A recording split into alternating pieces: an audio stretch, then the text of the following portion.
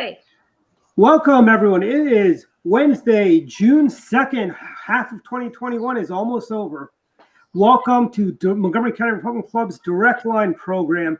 Our hosts are Mark Uncover and Ryan Nidek. Our special guests are the Chesapeake ambassadors, Ambassador Ellen Sauerbrey from Maryland and Ambassador James Gilmore from Virginia. Take it away, guys. Well, thank you very much, Dwight. And I should ask you, the two of you, this is the first time you guys have been identified as the Chesapeake ambassadors. So how does that feel? Do I get a bushel of crabs for that? Yeah, you should get a bushel of crabs. And I'm sure you're familiar with the great debate about the fact that crabs are, forgive me, hatched in Virginia, but then moved to Maryland, is something like that. I think it's something certainly that we all share in common. But the two of you are both, of course, distinguished for having represented the United States as ambassadors.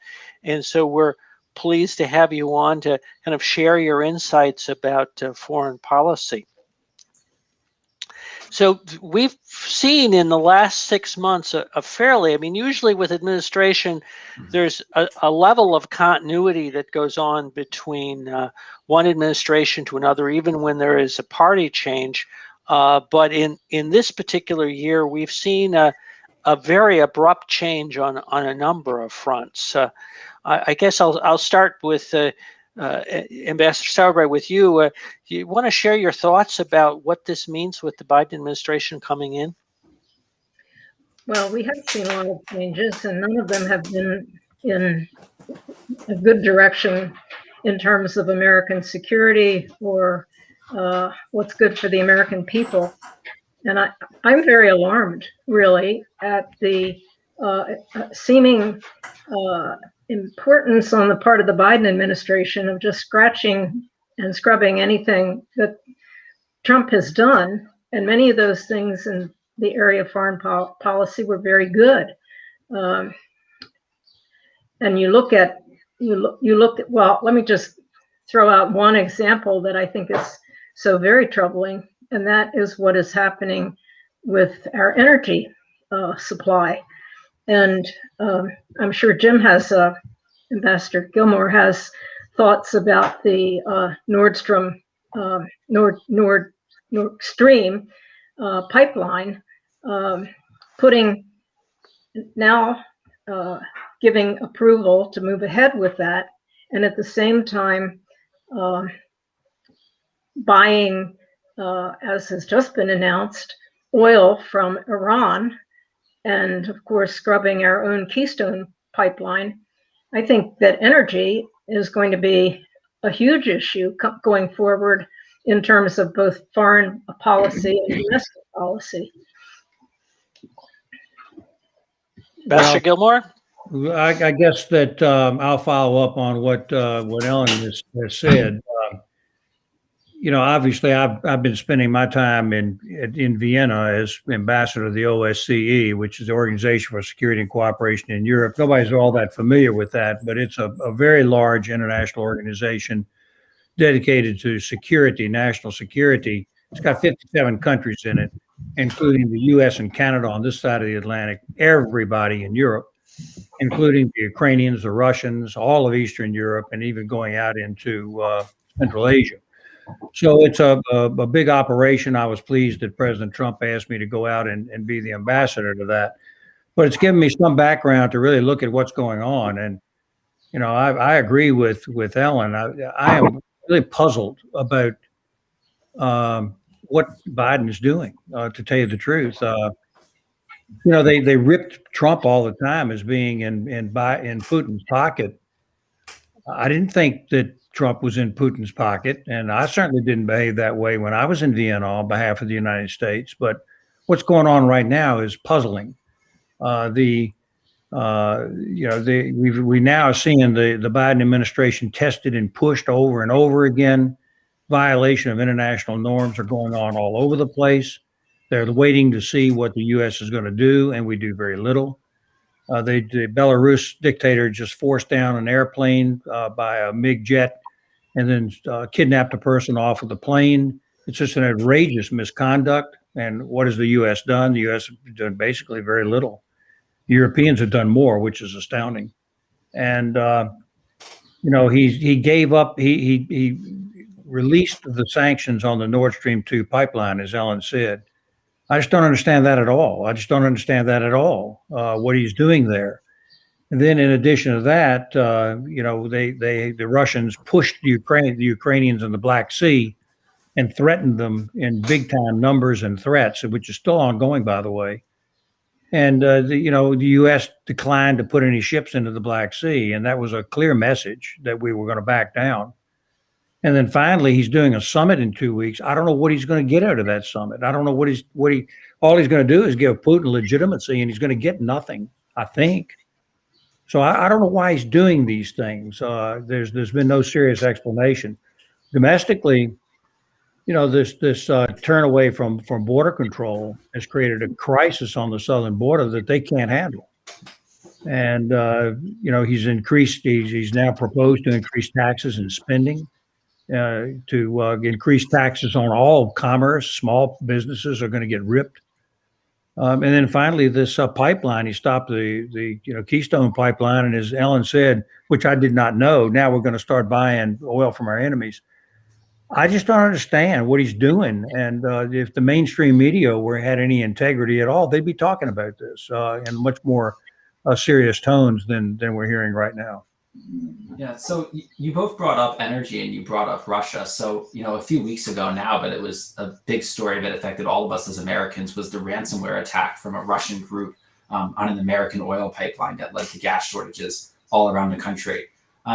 Maybe if either of you could touch a little bit more on that. It seems that what happened was that, the U.S. energy company ended up paying the ransom. That, I guess maybe that's an example of a Biden administration failing, but how should they have handled that? And what can we do to prevent something like that from happening again? I would hope that America should not be susceptible to these sorts of attacks on critical infrastructure from international militia groups like we saw. Well, one would hope that with the amount of money that is being asked for by this administration for infrastructure, that a good amount of it will be dedicated to shoring up many areas of infrastructure from cyber security attacks. As far as how that should be handled, it's hard to really give a decent answer to that, because it was a private entity, and the private entity made a decision that they had to get the oil flowing again, and they paid apparently a $4 million ransom. But that just encourages more.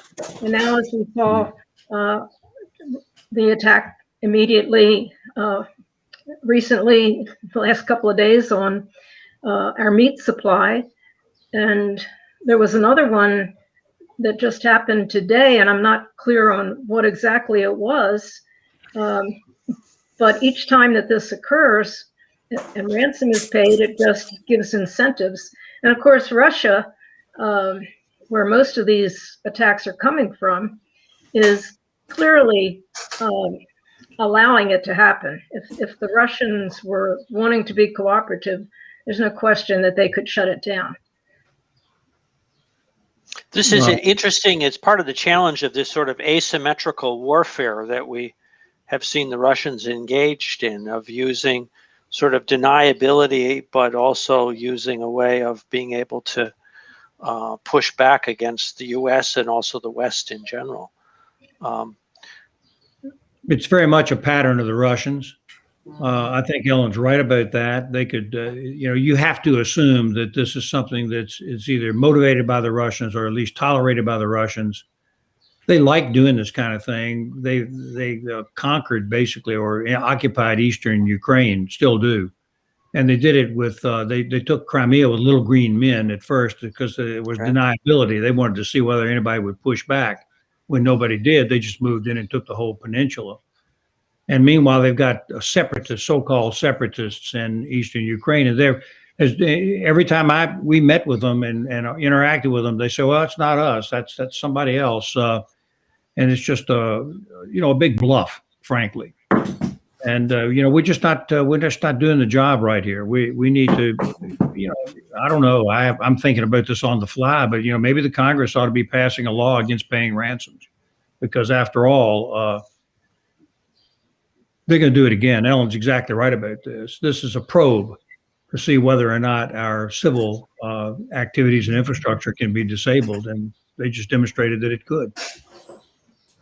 And going back to what you mentioned earlier, Jim, your article on the flagrant hijacking of a plane by Lukashenko to kidnap the two journalists, that certainly had to have had Putin's approval.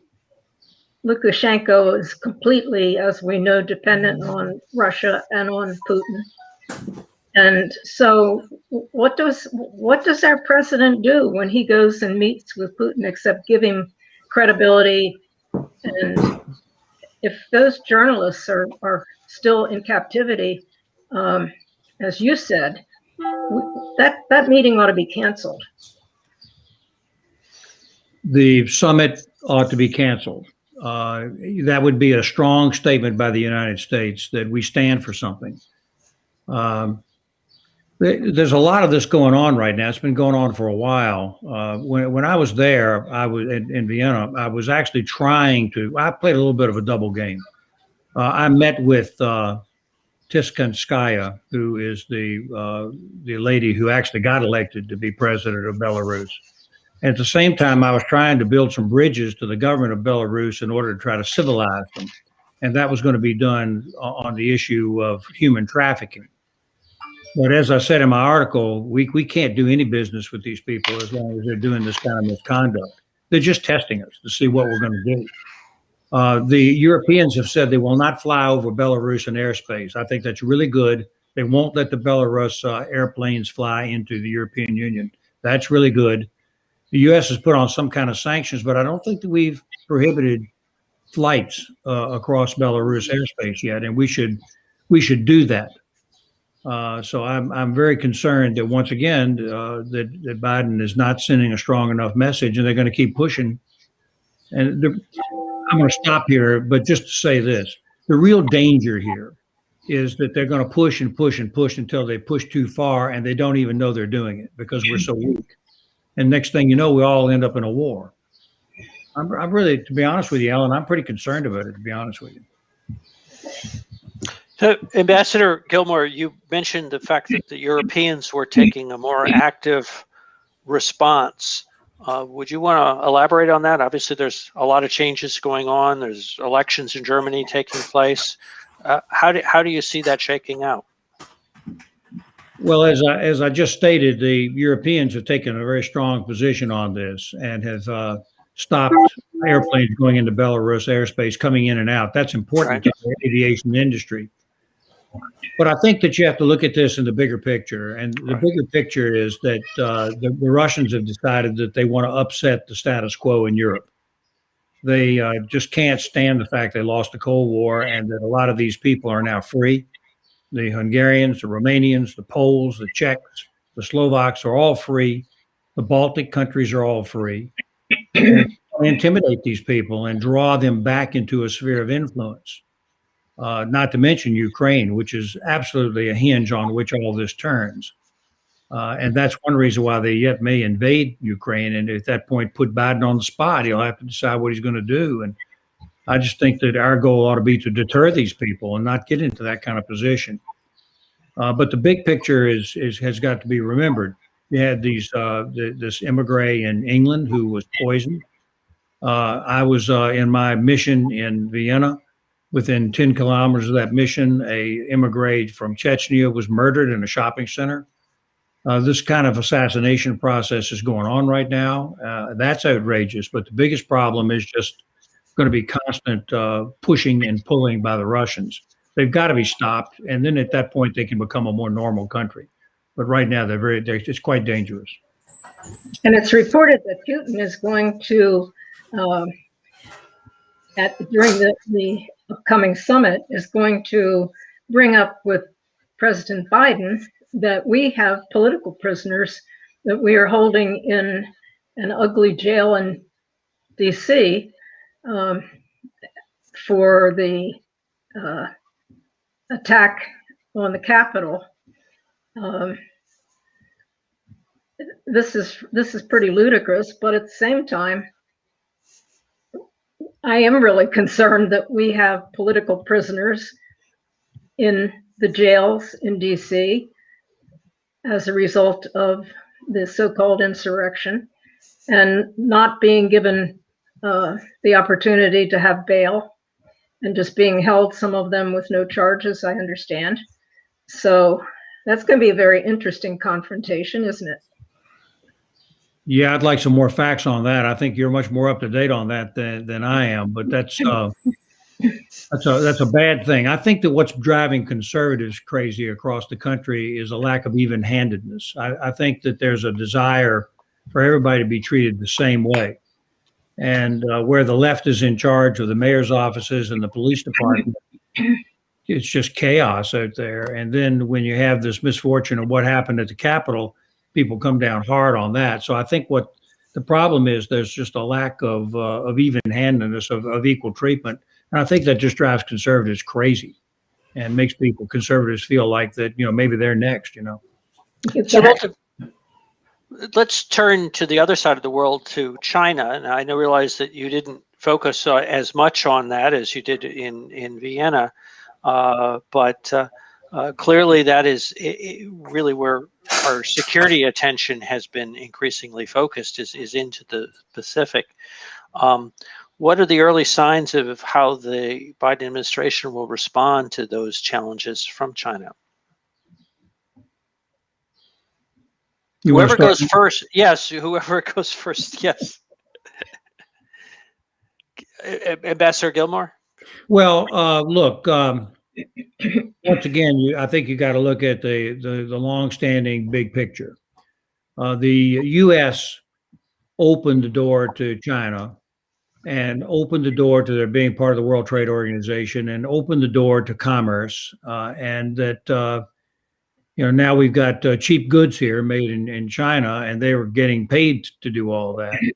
And then they're deploying that money into aggression. That, in other words, our gamble that we could make them a more civilized country, and because through commerce and money making, has failed. So now we've got to be rethinking this right now, because our allies in the Pacific are looking to make sure that we have their backs. And that's, of course, Taiwan, Japan, the Philippines, Korea. And as long as we keep that matrix of allies intact, I think we're going to be okay. I think that China's been misbehaving, and what they're doing is driving people away from them that otherwise might work with them. But once again, the danger is there. Fortunately, the U.S. Navy is also there. So I think in the long run, we're going to be okay. But if they decide to take Taiwan right now, the way that they're misbehaving in Hong Kong, that is another crisis. How would you like it if you had President Biden in the White House and you had the Russians invade Ukraine on Monday and the Chinese invade Taiwan on Monday afternoon? That would not be a great place for us to be. And right. That kind of thing could happen, I suppose. Well, I was going to say, go ahead. I'm sorry, I didn't want to interrupt you. I view China no longer as anything but a dangerous military adversary. In their own publications, they talk about unrestricted warfare, their willingness to use biological, genetic capability. Do you know that China has the largest collection of American DNA of anywhere in the world? They have been collecting DNA, buying up companies in order to get additional DNA. And one of the things that they have talked about is they call it a specific ethnic genetic attack. And we're all obviously very concerned about COVID and where that came from and whether it was accidentally released or possibly deliberately an attack, a means of bringing down their adversary.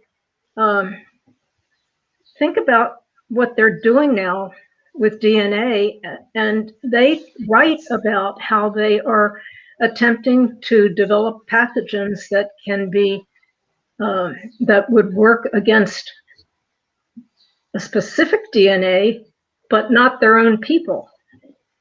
And then another thing, and this is something that has bothered me for such a long time, is their willingness to, in their own military literature, to talk about the use of electromagnetic pulse. Jim, I don't know about you, but I am just totally baffled that American administration, Republican and Democrat, are totally ignoring the capability that China now has to release an electromagnetic pulse over the US and fry our electric grids. And we are not doing anything to protect ourselves. This is very frightening. Well, I think the thing we have to watch out for after this phone call and going forward is whether the storm clouds are really gathering or whether there's saber rattling going on. It feels like we're on the precipice, frankly, of a conflict because everybody's preparing for it. And especially the Russians and the Chinese, they seem to be preparing for it. Now, I just think that we ought to be watchful of this going forward because it's all so aggressive right now. I worry a lot that Putin is going to start a conflict because he feels like it's the best way for him to maintain power in his own country because, the Russians are going to be persuaded that we're all the enemy here and NATO's the enemy and we're going to come after them. In fact, they're saying so right now in Europe. They're saying, well, we got to add new soldiers because we've got to protect ourselves from NATO. Well, NATO doesn't have the slightest interest in doing anything bad to the Russians. It's defensive. But the fact that he would be saying those things is a tip-off that they're preparing the propaganda battle for the Russian people to persuade them that they need to back up Putin. I might say, by the way, Ellen, when I was at OSCE, we gave a statement every Thursday among all the ambassadors, all in the one place meeting at the Hofburg. And I began to inject direct communications to the Russian people in my statements. I basically said things like, I don't know why you all are doing this, why the Russian people would ever tolerate this kind of thing, because you're decent people. Why would you put up with that kind of talk? The Russians hated that. They hated it because we translated it into Russian and put it on the internet. So, people in Russia were reading it. But they just hated when we did that. So let's go ahead. I keep doing that. Go ahead, Ambassador. I was just going to say, in terms of a danger to the U.S., I put China at the top of the list. I think the capability in China and the desire on the part of China to run the world, and they make no bones about the fact that they want to conquer the world. And they have a huge amount of capability, much more so than Russia. More technical capability, huge ability to put men out on the field in any kind of a conflict. And they are using everything they can do to undermine the U.S. through fentanyl. The amount of fentanyl that is coming into this country from China, excuse me, the subversion. They've been behind some of the rioting and activity this past summer. They're buying up American businesses. They are, to me, the major threat that we need to be really keeping an eye on. And I don't believe that the Biden administration has the strength or the conviction or the determination to stand up against either Russia or China.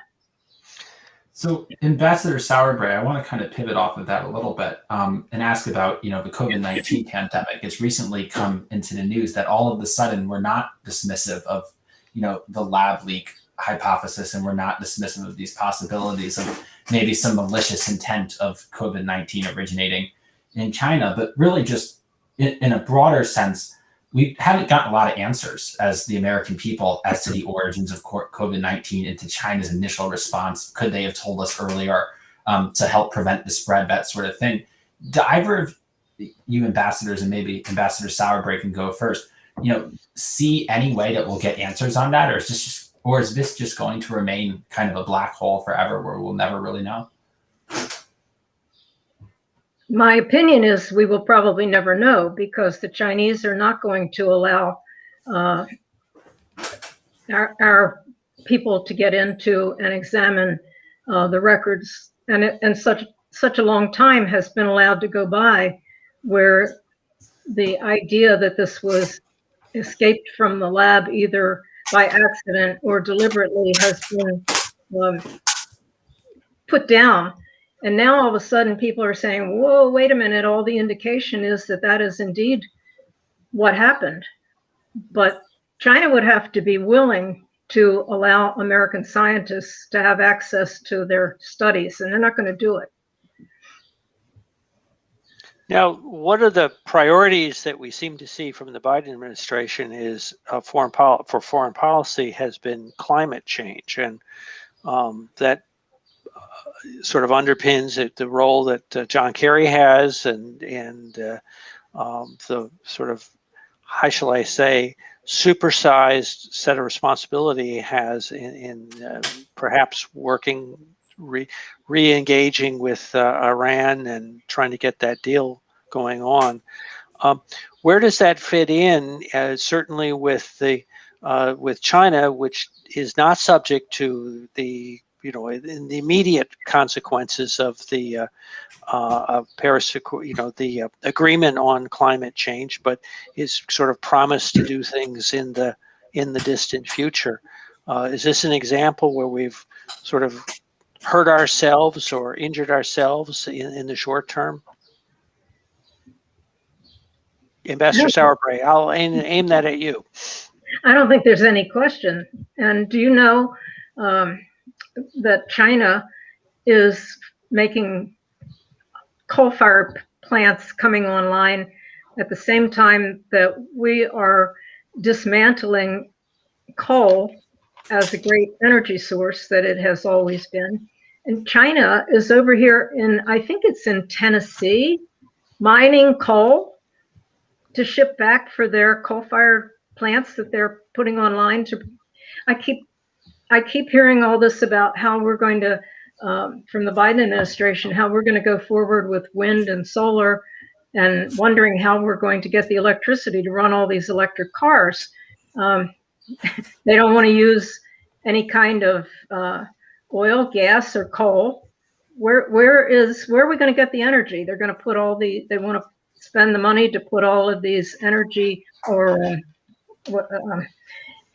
places all over the country for people to be able, recharging systems for people to be able to charge their cars. And yet at the same time, you can't charge cars from solar and wind. I mean, the whole thing to me is just ludicrous. Ambassador Gilmore? Well, I don't think that there's a plan that's going to work yet in this. Our friend Dwight has put on a chat that to remind us that it is the Chinese who actually mine most of the rare earth metals that are necessary for this whole idea of solar panels and electric cars and all this kind of thing. So once again, the vital resource to carry out that program is in the hands of the Chinese. So if they basically say, well, we're just going to take over the South China Sea, and unless you allow us to do that, we're not going to send you the metals that you need for your program. Look, I'm for clean air and clean water. I'm okay with that, and I think I would like to see more evidence on climate change than I've seen, frankly. I'm a conservative, so I kind of demand proof, and I would like to see more data on this. I just don't see much data. They just say, "Well, there's a consensus," and shut up. That's basically the argument on climate change. 1,465,000,000 scientists all agree. So who are you to challenge this? I'd like to go ahead and look. I'm willing to follow the evidence.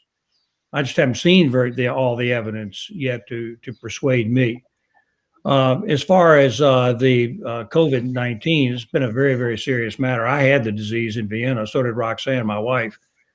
We got over it pretty well, but it was not a picnic. And we're perfectly vaccinated, so I think we're going to be okay. But let's face it, this has been a worldwide challenge, and the biggest problems are still in Asia and Europe. Look, all along, it's made sense, hasn't it, that this was a release from that Wuhan laboratory where they were experimenting on these COVID diseases. The alternative is a bat flew out of a cave 1,000 miles away and flew down to Wuhan and landed in their wet markets. I don't know which theory you think is most logical, but it just seems to me that, we should be demanding some answers on this. Frankly, the world should be demanding some answers on this.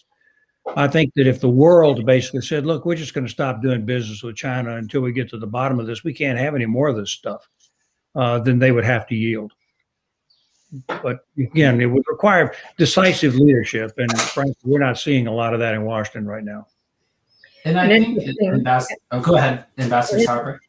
An interesting side note on that is Biden's decision to make, I forget the term, but anyway, to allow the rest of the world to have access, including China, to have access to the technology of our vaccines, circumventing patent law. That's an interesting development. I think a very foreboding development. And why on earth are we giving our vaccine technology to China when China is the source of the problem? So we got a real problem here with leadership issues in the U.S. right now. I don't think there's any doubt about it. I'm a free agent at this point. I don't have any obligation to stand up for everything that President Trump did, but at the end of the day, he was following pretty sound policies, both in foreign policy and domestic policy, and all that in the face of being ripped every day by a very unfair media that kept trying to shape the debate in America. What we got now is a very strange set of governance, and the mainstream media doesn't say anything about it. So coming back to one of the other topics is the Middle East. We had one of those ongoing, it sort of pops up every couple of years, where the Hamas sends rockets into Israel. Israel has a relatively effective defense mechanism, at least to sort of the old, remember the Star Wars technology that effectively they've been able to implement to protect themselves for most of the rockets, and then they responded in kind. But how would you rate the Biden administration's response in support of Israel, and how do you see the Biden administration's response to the Abraham Accords? And I'll start with you, Ambassador Sauerbrey. Well, right off the bat, why would this administration be giving, was it $100 million that was just approved for the Palestinians when they've been clearly the aggressor? Do you reward people who have been sending missiles to Israel? I think that is the first indication. While we're giving lip service to our support of Israel, we're rewarding Hamas and Abbas for bad conduct. Oh, I don't think there's any doubt as to who the aggressor was here. We all woke up one morning and the Palestinians sent several thousand missiles into Israel.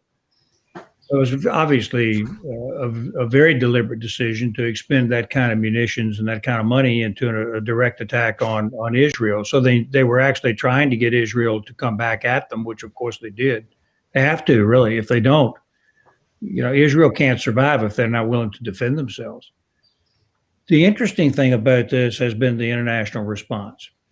I want to just mention to you, I could be misquoted on this in the future, but I'll take the chance anyway. The truth is, ceasefires, when the aggressor is not succeeding, is overrated. Ceasefires are overrated. This was a case where the Palestinians started a battle. They then were suffering under the Israeli punitive attacks.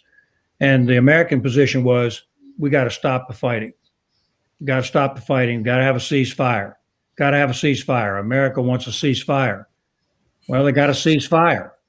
They not only got a ceasefire, they've got President Biden going meeting with Putin, and just the Iranians probably liked this attack if they didn't generate it. And now we're turning around and going back into negotiations with them to reacquaint with this nuclear deal, and it's just, we seem to be undermined at every case here. So I'm very concerned about it. But Israel did have a right to defend themselves. But just watch what the U.S. response has been, and the response of the left in this country.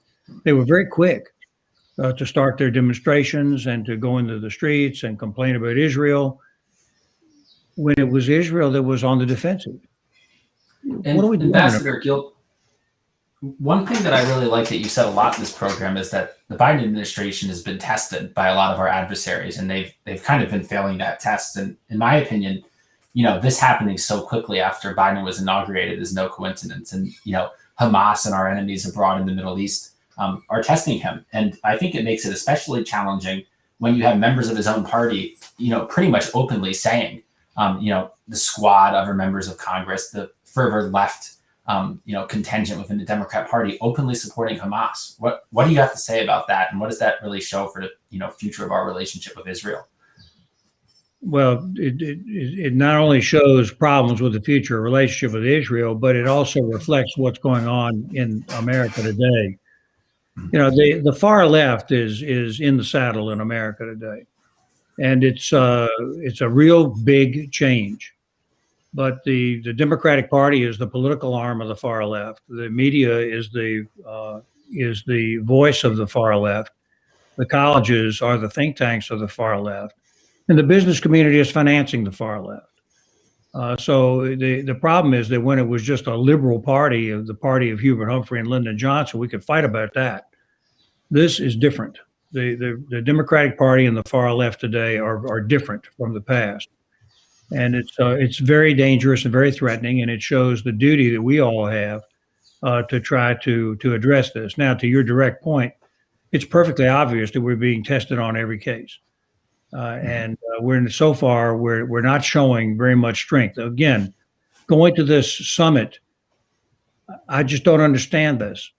What is it, the agenda that President Biden expects to get out of Vladimir Putin? The Russians already said twice this week not to expect a damn thing out of the summit.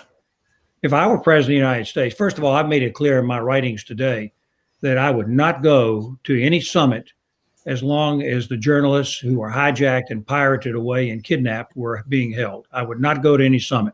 I'd make it clear to the Belarus people and to Vladimir Putin that those people had to be released first before you even consider going to a summit. Second of all, I wouldn't go to a summit. All he's going to do is legitimate Vladimir Putin, and the Russians aren't going to offer him anything, I don't think. I don't know what he's trying to get, and I think maybe we'll know when the summit's over with, when a rabbit comes out of the hat and there's some great thing for America. But right now, I think that the testing is going on right now, and I think that we're in a very dangerous time. I'm really worried as an American at the very idea of Biden, who has trouble staying on, even when he's got a teleprompter, staying on message, being able to make a coherent presentation. What kind of an image he is going to pose representing this country at a summit.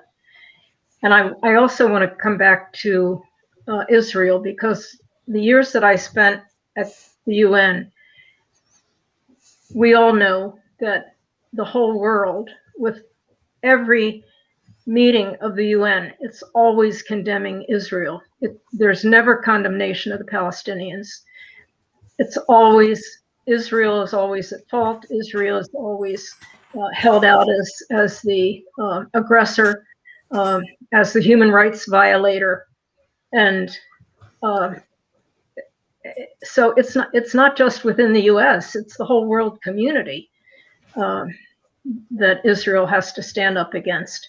And the fact that under the leadership of President Trump, there was the ability to get peace settlements with so many Arab countries, and Israel was such a step forward. And it looks like the Biden administration is just going to ignore all that and throw it away. I think that the nuclear issue is very serious. The whole Biden-Kerry philosophy is they can get back into the nuclear deal, that they stop Iran from creating a nuclear weapon. I don't think that's what's going on. I think that the Iranians are playing for time and building to when the whole thing expires and the sunset clauses come around in just a very few years, they'll build their weapon and they'll say that we legitimated it, that we said it was okay. The agreement said it was okay, that they get to do it. The danger behind this is that once Iran really moves forward on a nuclear weapon, there will be other nuclear weapons in the Middle East. Now, I don't know about all of you all, but the idea of about 5 or 6 of these countries having nuclear weapons is not a very healthy idea to me. And we're headed that way. The second problem is, I think the Israelis truly do believe that Iran is an enemy. I can't think any reason why they wouldn't believe that. Yes. So if the U.S. permits the thing to continue to spiral upwards, the Israelis will take what action is necessary to defend themselves, and we're not going to like that either. So I think right now Israel will stick with the United States as long as the U.S. is going to provide for their long-term future. But if we're not, the Israelis will do what is necessary to defend themselves, and I think that could mean an attack on Iran, one that we don't control. Well, this may be a good opportunity. We obviously have a rather sobering, rather somber presentation. Do you have any final thoughts, Ambassador Sauerbrey? We're coming up towards the end of our show. I'm sorry, I got distracted here. I was reading the chat. What was your Well, I was wondering if you had some closing remarks. I was acknowledging that this is a rather sobering discussion that we've had. I wanted to again give you both a chance to have the sort of final or last word. Well, my last word, I guess, will be very brief. It is that the U.S. today is, I think, under the control of people who can really be defined as Marxists, who are not looking out for the preservation of this great country and the values and the Constitution that we are so proud of, and think that this has been responsible for building an exceptional country. All of the effort going on from this administration is to tear down, whether it's the cancel culture that is being accepted, whether it is the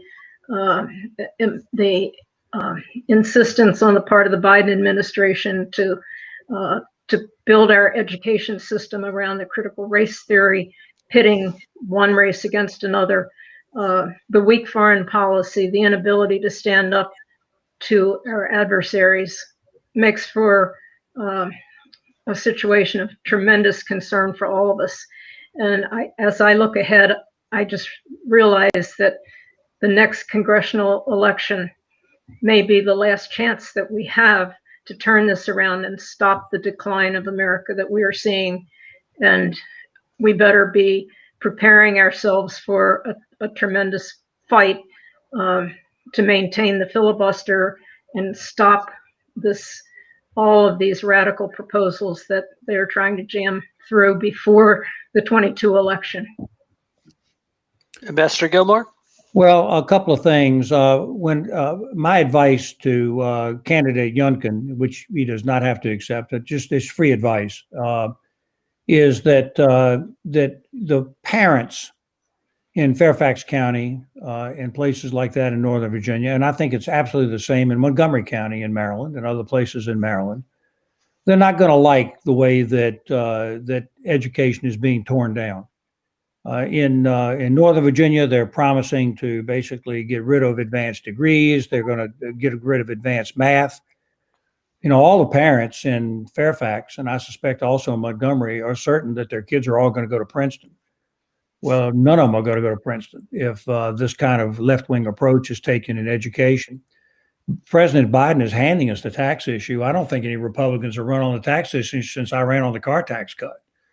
This is the moment. This is the moment when we can talk about tax cuts, and we can talk about controlling spending and wasteful spending and radical spending right now. You know, not to mention law and order issues, which are very serious in Virginia, and frankly, I think even more serious in Maryland. So I think these are issues that we have now. On foreign policy, I want to close by saying that up to this point, frankly, I think relatively speaking, we've been pretty cheery. To be honest with you. The situation is actually a lot worse than this. You think about Europe as a nice place with London Bridge and the Eiffel Tower and a nice place to go visit. I warn you, my experience there is that Europe is highly unstable. This Ukraine thing is a very serious matter. The Russians just several weeks ago put 100,000 troops on the Ukrainian border. It was a very scary situation, and that situation continues. I just got back from Ukraine, and they take that very, very seriously.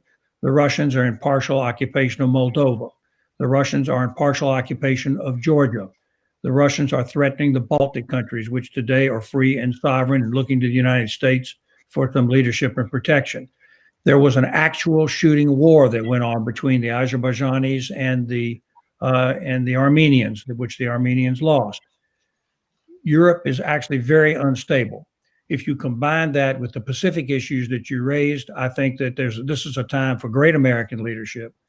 And I would like to see President Biden exercise some of that so that we can keep this country safe and secure. Meanwhile, in Maryland, I am getting ready to join the draft Sauerbrey for governor movement. I'm going to start that. Well, you heard it first, and thank you very much, both of you. We build this as the Chesapeake ambassadors, but as I think I said before the show began, those of us in Maryland think of you both as governors as well. So on behalf of Ryan and the Montgomery County Republican Club, thank you very much for participating in this show. Thank you for having us. Thank you for having us.